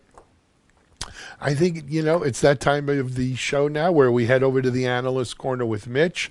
Mitchell Ashley, CEO, founder of Accelerated Strategies Group, has some a great interview for us today with Elise Carmichael. Mitchell, over to you. This is Digital Anarchist. Well, today I'm joined by Elise Carmichael. She's VP of Product Management at Functionize. And we're going to be talking about kind of the state of testing and how AI might be applied to that. So great to have you. I appreciate getting an opportunity to talk with you, Elise. Thanks for having me. You bet. Well, let's start out by, if you would introduce yourself, tell us a bit about you. And then I know you just came to Functionize, so tell us a little bit about the company. Yeah, you bet. So a little bit about myself. Like I said, my name is Elise Carmichael, and I joined Functionize about 2.5 months ago as the VP of Product. So my background is really in testing and engineering. So prior to Functionize, I worked at a company called Tricentis, which is, you may know, in the same kind of space as Functionize in the testing world. And Tricentis, a couple years ago now, I guess, merged with a company called QA Symphony, and QA Symphony created a product called QTest. So I ran product for QTest for a time, and then we merged and I ran product strategy for all of Tricentis for a bit before joining. And prior to that, I ran an engineering organization at a professional services company. I ran their testing team and have been a developer or a technical lead of teams for gosh, about 20 years now.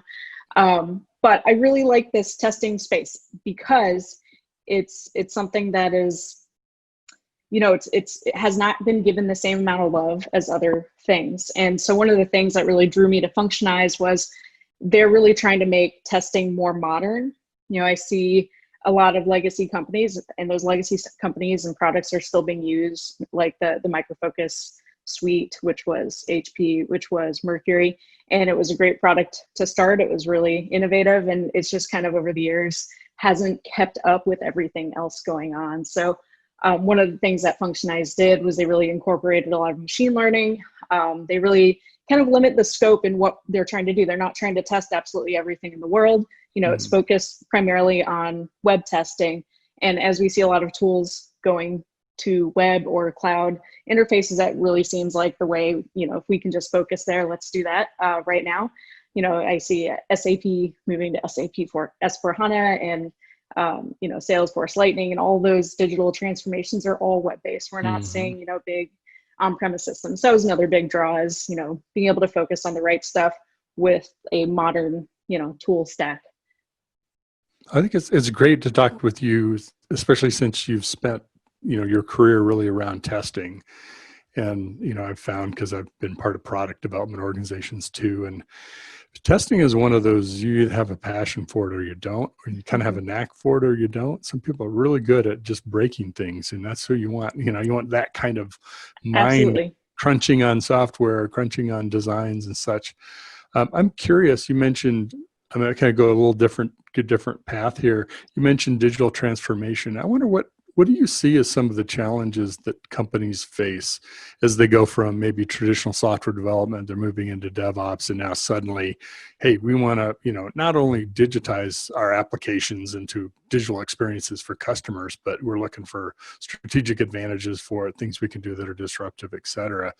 How does a test organization hear that, and what's your experience been with that? Well, I'd say you're lucky to have testing as a thought during that transformation in the first place. They say, oh, we have to go cloud, we have to totally change our product, let's rewrite this. And they don't think about testing. So you asked, maybe, you know, there's a lot of different ways you could go with this, but, you know, maybe I'm redoing my website. Maybe I have some really old system and I want to like rewrite it into a new system. And maybe all of my old tests are manual tests. Maybe at the same time I'm redoing the system, maybe I can actually think about testing from the start and actually automate everything as I go. And one of the problems with all of this nowadays is automating it as you go does not always happen. As much as we want to say shift left is a thing and we introduce these things like BDD, actually having that be successful is so difficult, because what I think a lot of organizations don't realize is, okay, we're going to shift left, we're going to do this BDD thing, it's going to be great. They don't realize that BDD is still an old, you know, unit test framework using Selenium, and a developer or a test engineer still has to write it. It's just like a syntax sitting on top of it. So now, not only are you kind of doing the same kind of thing you would if you had to hire a bunch of developers to write tests, you're like adding a layer of complexity, which is all process related. So you have to introduce a new process plus all this other stuff that a lot of companies have already failed with many times. Not every company, but I'll Not say every majority. manual process is great to automate, at least the way it's designed as a manual Absolutely. process, right? And certainly testing is very manual. Do you historically, do you think it's just that organizations underappreciate how much work it is to do all that automation to get, a complete suite of automated testing going? I mean, it used to be that it was just, hey, we just got the software done. We barely have time to test it. Don't stand in the way of releasing it, right? Okay, so usually testing and documentation were the folks that got very little time. Now I think it's just not even appreciating what it really takes. You agree with that? I think a lot of it's not appreciated. So there's kind of two things I see. One, it's not appreciated. Maybe it's the first time these people have really gone through this transition and they think, oh, I'll just hire a tester, no big deal. The other is the group that got burned trying to automate at some point, and they've made some investment here and there. And I see that a lot, actually. So they, they'll say, okay, well, you 5 people, you 3 people, you're interested in writing code and you want to be test engineers, go learn, go do whatever you did. And you get this kind of like bottom up approach where some people kind of try something out. And there's a lot of problems with that we see all the time. On occasion, it's successful, absolutely, but you have to get this like whole corporate buy-in to say, this is how we're going to do it. And that doesn't get a lot of support in general. And so, you'll say, okay, we're going to do this automation framework. We're going to create it from scratch. It's probably going to be JUnit. Or some test framework. It's probably going to be Selenium. And then like one person kind of develops this framework, and they're kind of the core developer on the group. They get it inside and out. They set it up, and then everyone else on the team gets it, but maybe not to the same level as typical in engineering in general. And then writing Selenium tests gets so very copy paste, and you say, okay, well, this is how I'm going to select this button on the screen. This is how I'm going to click it, and it's there. So now you have to maintain this world of tests every single time anything changes. So that's a big problem. And just so you have creation of the test. Not everyone knows the skill set. You have maintenance of the test, where any little tiny change, you might have to update the scripts, and you won't know until they're all done. And then you have to kind of debug just like a developer would. So it's like a whole skill set. And then there's this whole matter of like scaling the test. So where are you going to run these tests? Do I want to test it in 8 different browsers? Am I testing mobile web? Am I testing at tablet size? Am I testing, so do I need to get a DevOps engineer involved? How many machines? How many can I run in parallel? So those are the 3 like really big problems that we see. And so it's so common to fail in one of those areas. Maintenance is what we hear as kind of the biggest problems. That was the first thing that Functionize wanted to solve, was like, we will help you maintain your test. We will use legitimate machine learning. And actually we use quite a few different algorithms combined to help you maintain the test. You can actually sort of redesign your site, and you don't have to touch your tests. It'll just say, hey, you changed this little thing, just say, no, test still run, still fine. And if we're not sure of something being the same, we might give you a warning and say, hey, it's not right. Or if we said, can't find it anymore, but there's a 20% chance it might be this, or a 10% chance it might be this, you can just click it and fix it. So that's the kind of thing that we're going for the maintenance. And obviously one of the other big things that we do is the scalability. So out of the box, you can just go ahead and run all the tests in parallel, as long as your tests and your environment allows that. You can run them all kind of flat in the cloud. Well, let's back up a little bit back to and I appreciate you describing the 3 problems, and I'll bet any one of us that's been around test or in test could go have a beer and talk for 6 hours about all the challenges. It's a tough job, a tough thing to do. You talk about applying AI to it. Usually AI and machine learning specifically is about, you have to have quite a large set of data to really get the value out of machine learning. Are you taking learnings from everybody that uses Functionize products? Is it primarily from a customer's environment, the test code that they've already written, maybe some application code? How do you drive that machine learning process? Yeah, we actually pull tons and tons of data. So depending on which algorithm we're talking about, because we have some like visual-based things, we have text-based things. So every time you create a test, so this is with our new product that we actually just released called Functionize Architect. When you're creating the tests using this tool, every time you click on something, every time you scroll the page, every time you do anything, we actually pull the entire page code, the entire DOM, at that moment in time, and we have all of that data from every single test. So that by itself is a lot of data, and it adds up very, very quickly. Every time you run the tests, we pull that same data. And then we also have a couple other sources. I know we've pulled data from, some kind of in the education space, for pulling page data. We have various libraries for things. So if you wanted to like change a word in your application from, I'm trying to think of a good synonym, like cup to glass, maybe that would be a synonym. We have libraries of data like that, so we can kind of guess, hey, this is a Look synonym. for similarities. And Yeah. So there's a lot of different sources depending on the type of thing that we're looking at. So we look at, positional data. Is this thing siblings to other things? If you want to verify a piece of data in like a table, you don't have to like loop through the table until you find the row that you're looking for, because we know that that piece of data that you're verifying is attached to all the other information in the row. So we want to kind of change the way you think about testing so it should be quicker and easier. But that's also kind of a training thing. You have to sort of learn how to do that. Man, long ways away from the XY screen scraping days. Absolutely, Sure. absolutely. Test folks in some ways are and have some similarities to security people. They're kind of skeptical. Got to prove it to me. Show me how this works. Totally. And that's a compliment, by the way. Yeah. What's the biggest question when somebody, you show up, they download whatever, they say, hey, we're going to test your stuff, look at it. What's the biggest thing you have to prove to someone to convert them to be a customer? It's probably that maintenance piece. So when, we have this happen all the time where someone will make, have their website and they'll make some changes behind the scenes and say, you should have just known that element moved over here and you should have just known it was still considered a pass, which in a lot of cases it works. But you can definitely, any kind of machine learning algorithm is prone to error. If you talk to Alexa or Siri or any of those, they, how frustrating they are because they don't just work all the time. So it's sort of, machine learning is kind of like, it's a set of algorithms to sort of interpret what they think you meant. So if you're trying to read a character set like letters or something, and, I write my own letter C and it's handwritten, you're going to use machine learning to try and figure out, okay, well, that's kind of in between these two things that I know are the letter C.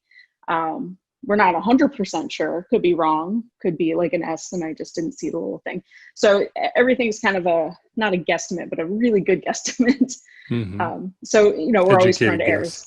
Yeah, and you could change your website enough where we would have no idea, like you renamed something completely, moved it to a different type of element away from everything else. And of course, we're going to say we can find the thing we're looking for. But in most cases, that's not how development is done. So that's kind of tricky when we get asked the impossible question sometimes. Sure. I'll bet.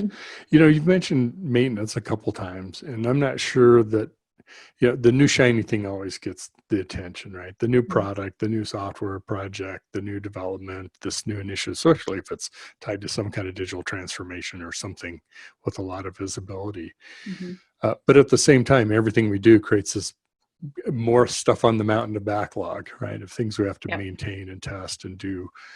Is there a way, how can you best show an appreciable difference between how things are being done before and once they start using functionality? So there's some key metrics that are really valuable to look at? Probably the main thing would be if you're automating beforehand. So a lot of people are still in kind of this manual space. So there's an obvious time savings there. But if you're say doing Selenium or some sort of version of that and you're struggling and you want to see, okay, well, is this going to help me or not? You can basically import your tests in a couple of different ways. And if you can change the code and your tests don't fail so frequently, that would be the obvious metric, is how many times are your tests failing when they shouldn't have failed? How much time are you spending debugging your tests versus the code? So that's kind of the obvious metric is, and also that's on the maintenance side. The creation side, it should be much, much, much quicker to create a test using our software than to script one. So those aren't even, they're not even comparable. I could go create a very complex test that, verifies text messages and email messages and parses data in them and hits an API to go reset some flow or hits the database to make sure something is right. And that'll take me 2 minutes to write. If I had to script that, it would take a very long time, even if I had a framework in place, because it's kind of a complex setup. Doesn't require those development or scripting skills. Exactly. And I say this as a developer, and I love writing code, and I still do for fun. But I would still prefer to have a tool that kind of accelerates things and, but something extensible where I can write code if it doesn't do what I want it to do. So that's another place we try to kind of fit in. Interesting. Let's talk about the DevOps process. And I know that you integrate with a number of tools, things that people are going to be familiar with, like, the Jira and Bamboo and Jenkins, the whole CI/CD process.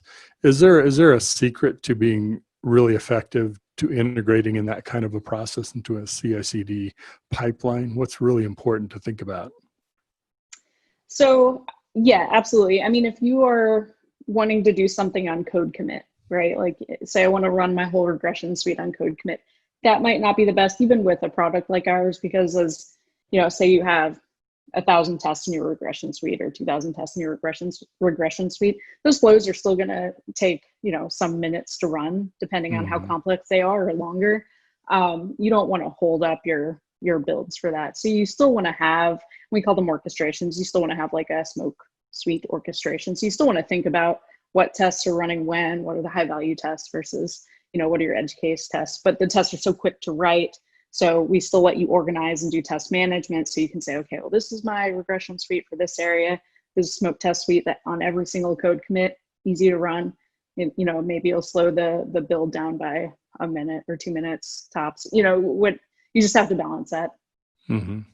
Plus you're balancing multiple environments, test production, maybe production across different clouds or as well as front end devices. Now you mentioned web. Is that also mobile web or primarily?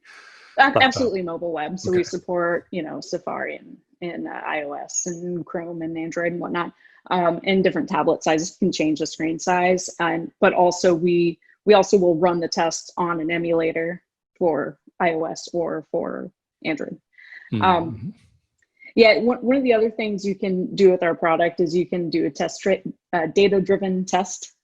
So you can, in some scenarios, just pull in all the different scenarios you'd like to run on a more regression type suite. So you don't have to run all of those on your code commit either. Excellent. So you just released Architect, but it sounds like that'd been in beta for a while. So you've had some pretty good hands-on using it, really making sure it's bulletproof, pretty close to be able to launch it.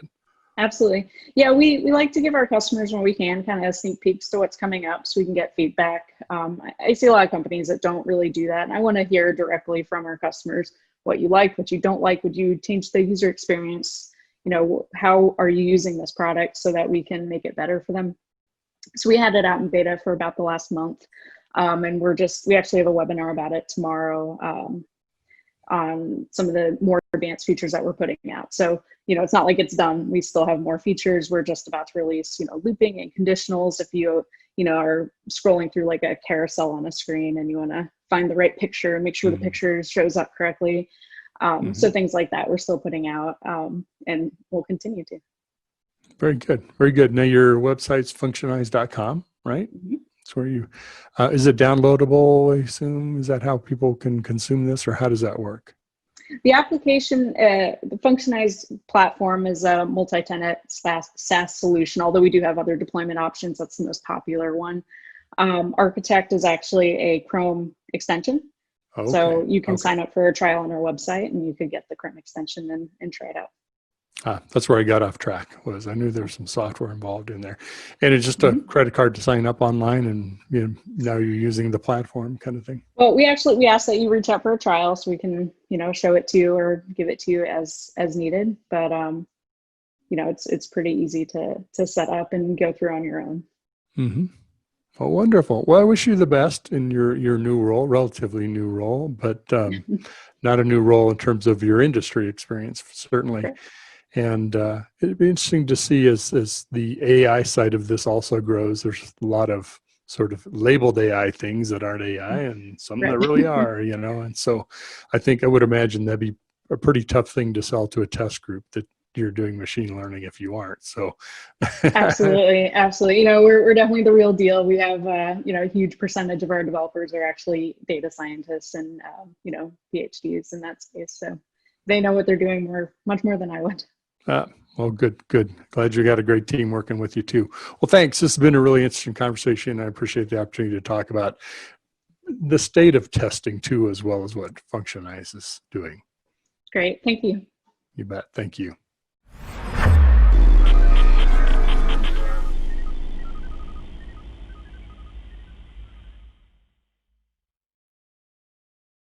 DevOps.com is the #1 online destination for DevOps education and community building. DevOps.com covers all aspects of DevOps, including DevOps best practices and tools, DevOps culture, DevSecOps, business impact, continuous testing, continuous delivery, and more. DevOps.com has the largest collection of original DevOps content, featuring breaking news, blog posts, podcasts, and more. Visit www.devops.com to learn more. DevOps.com, where the world meets DevOps.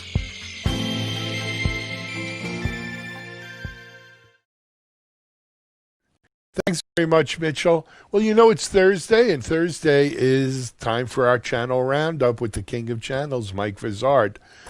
Mike has some good information for us today, as well as some timely advice. So let's hand things over to Mike Vizard on Channel Roundup.